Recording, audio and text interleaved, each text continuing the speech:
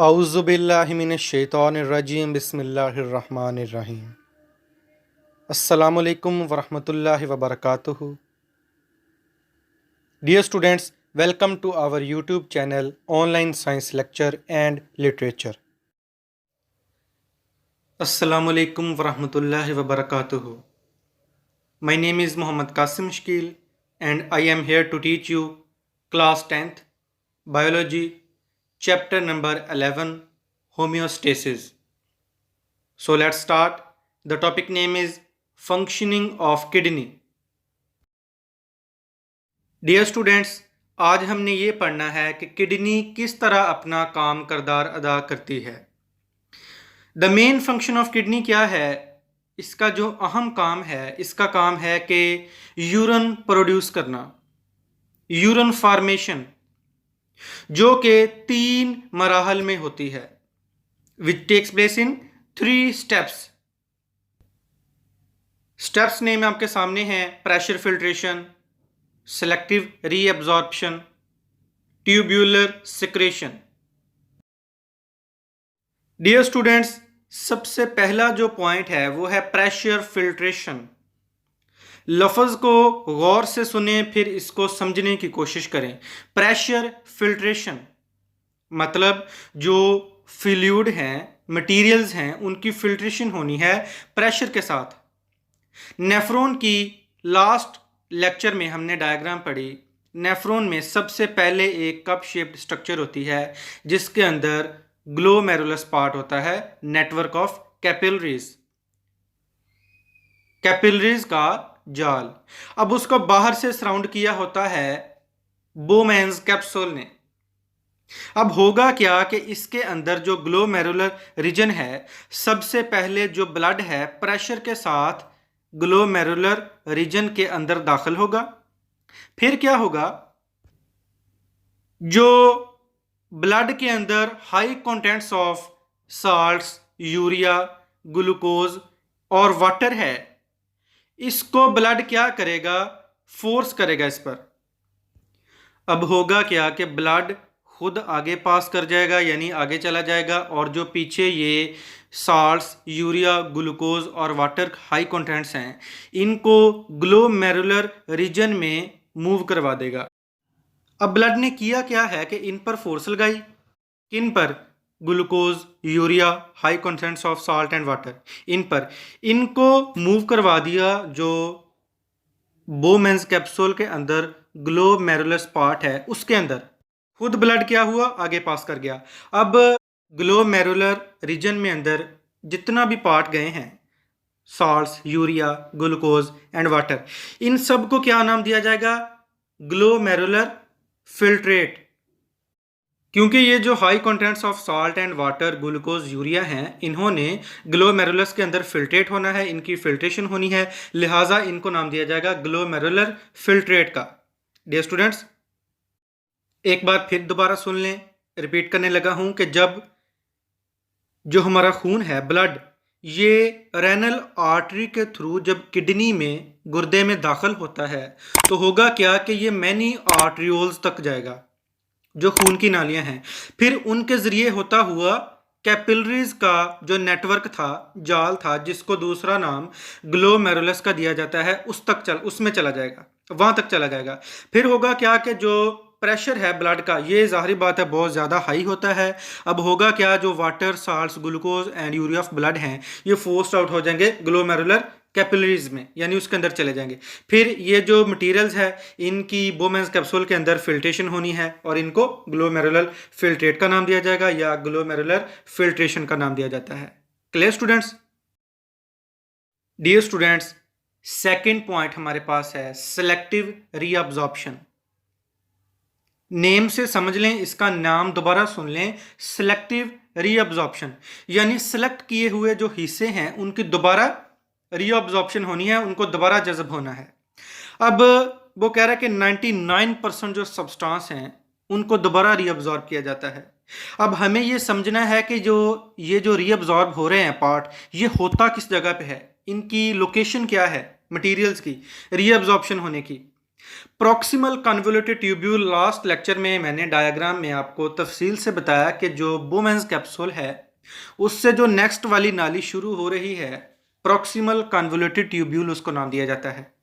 अब अगर हम इसकी बात करें तो ग्लूकोज, साल्ट्स और वाटर तीनों की यहाँ पे सिलेक्टिव रीअब्जॉर्प्शन होनी है।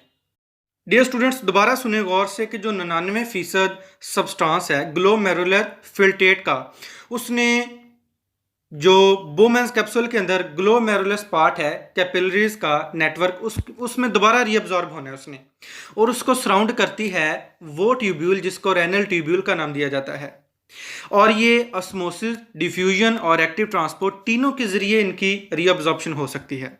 डियर स्टूडेंट्स, यहाँ पर कुछ पानी और कुछ ग्लूकोज का हिस्सा प्रॉक्सिमल कन्वोल्यूटेड ट्यूब्यूल में दोबारा रीअब्जॉर्ब होगा।